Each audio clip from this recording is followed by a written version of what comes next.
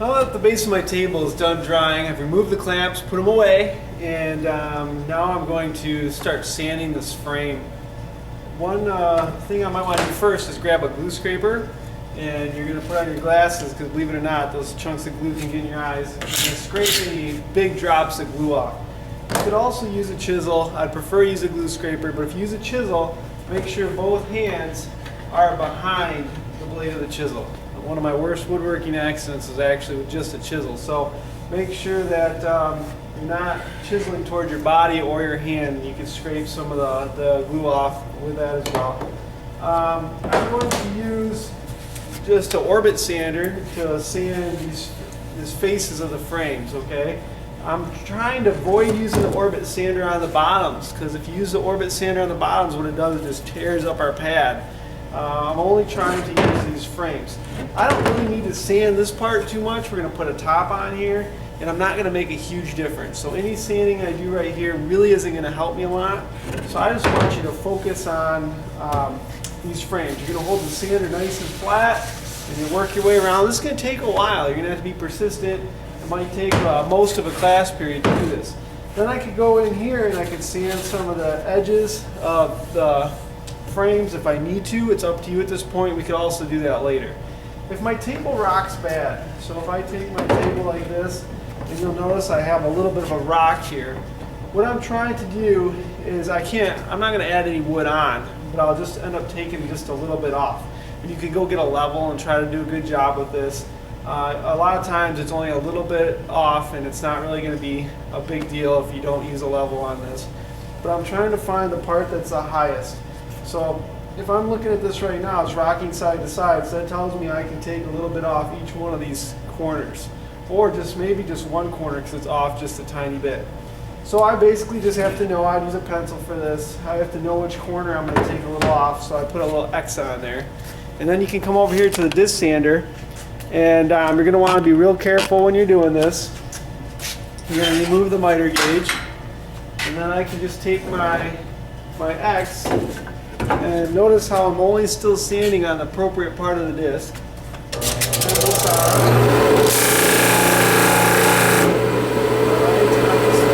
Touching this end. I don't have to touch it very much because I'm going to take it a little off. And then I can go back over here and see if it's level. Yeah, I just about got it. I might have to do this one more time and that would be level. So that's all you're trying to do is get it so it sits flat. If you feel like your table is really crooked, you might need to get out a level and get some help, and I'll try to help you get that a little bit better. It's time for us to start working on the shelf now. This part is a chance for us to use a little bit of, to recycle some wood on this step. So it'd be awesome if we could use up some small pieces for this, parts that we can't use on any other step. So you're looking for pieces narrower than this, you know, or shorter than this, so that way we can use up some parts. So what I do is I just start laying it across the top. I know this is a shelf, but it's almost easier just to lay it across the top to kind of make sure you have enough pieces. So we just have quite a few of these pieces I found laying around. They won't work for anything else, and it needs to be almost the same size as the top. So if you look right here, you'll see that my shelf, once it's glued up, is going to be almost the same size as my top. We're going to end up cutting it down, but it's good to have it just a little extra right now. So once I have those boards cut, and I can just rough cut them on the bandsaw or the miter box, it doesn't have to be very good cuts, because once we glue this together, we're going to plane it back down, and then we're going to have to recut it. So to spend a lot of time getting these really even is not going to help you at all. It's not going to save you any time later on. So I'm going to take this off, move this table down, and here are my clamps. So you could use really any clamps you want for this project, except for the hand squeeze clamps. I would use any of these bar clamps, or the red bar clamps as well will work. These are probably my favorite to use on a project like this. I'm going to bring you in a little closer so you can see exactly what I'm doing. Right now I'm just trying to dry fit it. And by taking some time to dry fit it, it's going to work out a lot better for you. I'm going to loosen these so that way I don't have very much thread here, but I have a lot of thread here. You'd be surprised how many times I walk by a student's project that was just clamped up, and the clamps really aren't tight, and they've done the whole thing wrong, and it's not helping them out at all. So all you have to do is make sure there's more thread here than here, and this should work out pretty well. I'm going to put all my pieces in here, and these clamps will react with the glue a little bit, and they will leave a black mark on the bottom, so you want to put your nicest side up. Once I get it the way I like it, I'm going to slide this part down, and if this doesn't go very good, you might just tap this clamp a little on the end on the floor. Just lightly tap it on the floor. Don't tap this end on the floor because it'll damage that. So now I'm just going to tighten these clamps, and I'm going to inspect it. Okay, I shouldn't have any gaps at this point. If I have some gaps, I need to sand the edge of the board or get a new board or ask Mr. Heiser to run it across a joiner or whatever needs to be done to clean up this wood so there's no gaps. So it looked pretty good. I didn't see any gaps on there. So I'm going to show you the fastest, most efficient way to do this. And I'm going to stand all the boards on their edge. And most of them are about the same width. I have a couple that are a little bit wider that I'm going to put together. So I'm going to kind of match them with the widths that we have. I'm going to take some glue and I'm going to put some glue on here. And my goal is to glue both mating surfaces. So, take your time, do a good job with this, and it'll turn out quite a bit better. Here's one of my glue spreaders. We have some of those in the back. They usually hang out on top of the paper towel holder. So if you're looking for them, they're on the paper towel holder on the top. And now I'm going to take this and I'm going to hit this spot right here. Now I can start turning them in together. So I'm going to turn these two together, these two. So I'm going to have to do another edge. Okay, I'm going to have to do another edge here, another edge here, like this. If you get a little glue on your hands, it'll be okay. You can wash it off pretty easy. If you get on your clothes, wash it off right away. I wouldn't worry about it too much at this point, as long as you don't wait too long. But don't stop what you're doing and go wash your hands and come back, because you're going to get more glue on your hands. I see that a lot where students will wash their hands right in the middle of this project. It's best just to finish it up, and then you'll have a chance to wash your hands. Okay, so now I'm going to hook these together again. I'm almost done now. I just have 2 more surfaces I have to glue. So each surface that goes together gets a little line of glue, and that will make this turn out a lot better. So now I put a little glue around this. If you don't use enough glue, it might break when it's going through the planer. And if you use too much glue, it might break when it goes through the planer because you'll oversaturate the glue joint. So every surface has double glue now except for this one, so I just slightly popped it off.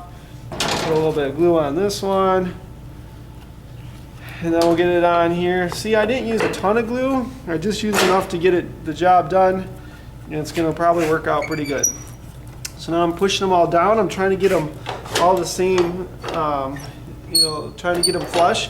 One thing that might help me out is on boards like this, if I line up just one end, it's going to help prevent some waste. So if I end up just line up the one end, it's going to really help out save with waste, and that way you won't accidentally end up with a board that's too short. Alright, so now I have this. If I want to, I can put one more clamp across the top. 2 clamps are required. Don't do any less than 2. It's not enough if you don't do any less than 2. Now I'm just going to smooth this glue out so then it will go through the planer nicer. And you can wipe off with a paper towel as well. That would help out. So I took a little extra glue off. On the back side, you can do the same. You can take a little extra glue off the back. This will really help things out as well when it comes time to planing it. And then I'll just wipe the edge of this with a paper towel, and we should be good to go. If the glue table becomes too full, you could set it on the floor, and we'll kind of go with that. So then the last step is to write your name on this, because it's going to sit here, and you're going to need to have your name on this, so that will kind of help out. Normally you just use a pencil. Don't have a pencil on me, so I'm just going to write Mr. H on the bottom with my Sharpie, and then I'll be planing that down, and if not, it's still the bottom. So I recommend doing that with a pencil. And then you can leave this here. Some people put the date on here, but since you might be the last class today, it's not a real big deal. You just want to leave these clamps on overnight.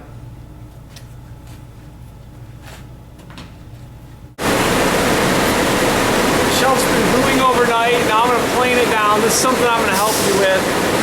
Just trying to smooth at least one surface really good. They both don't have to be as good, you know, the bottom doesn't have to be as good because you're not going to see it. So I'm going to run it through here. See the black marks? That's from the clamps. Okay, I've taken a glue scraper and I've scraped as much as that I could scrape off. Now I'm going to clean off the black marks.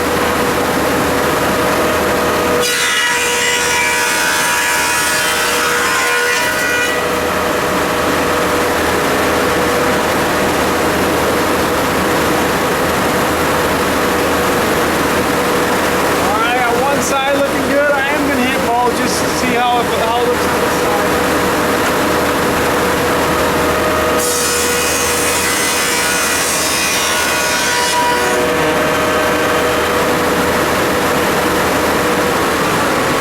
Okay, both sides are smooth. Now I'm going to mark off my lines and cut it down to size. My goal here is to fit the bottom shelf now with the table, and one good way to do that is just to set it right on top, because if your table is a little bit out of square, this will help guarantee that your shelf's going to fit really good.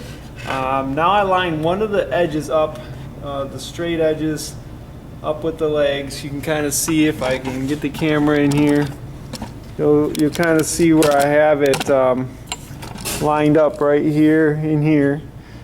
Something that's a great idea is to index it. So I put, you know, maybe a star here and a star here. So that way I keep those corners together. And then I just kind of mark it. I mark it on all four corners. Because I'm just really just trying to fit it to my exact table.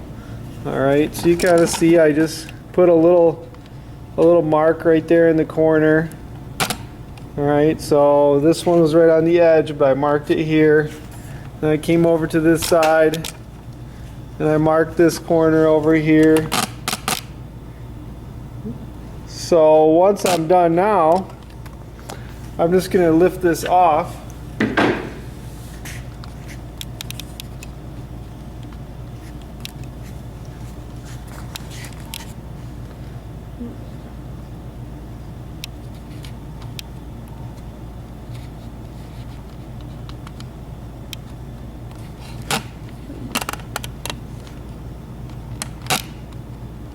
Now I'm gonna take a straight edge and I'm gonna line this up on my marks.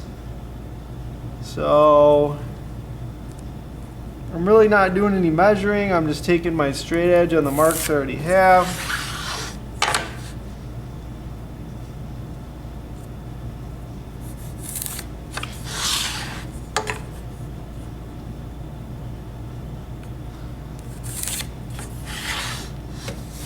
And this one's already lined up. So really what I have to do here is just cut 3 sides off. And I'm going to probably use the big bandsaw for most of this, just because if this is just a little out of square, and then I'll sand up to it. When you're in high school, we'll use a table saw.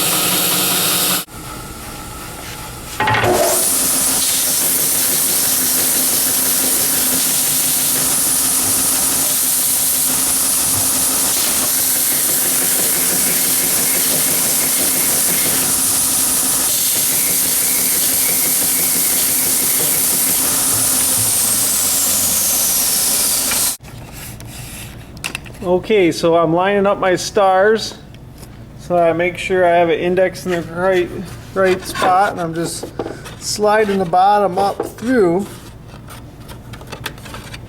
And I might have to kind of, you know, work at it just a little bit. And this is a decent fit. If you have a huge gap, you might have to fill it in with a a small strip of wood, but you're trying to get it up to where you want it. Okay, and I think this is going to work out just fine. Wouldn't be a bad idea to sand this board a little bit with the random orbit sander before you put it in place.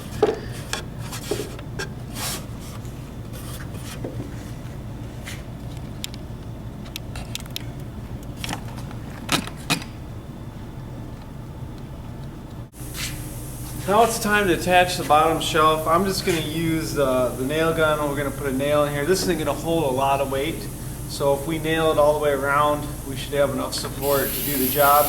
I've just lined it up just a little bit below flush, and I'll put a nail here, and I'll rotate it. I might have to adjust it.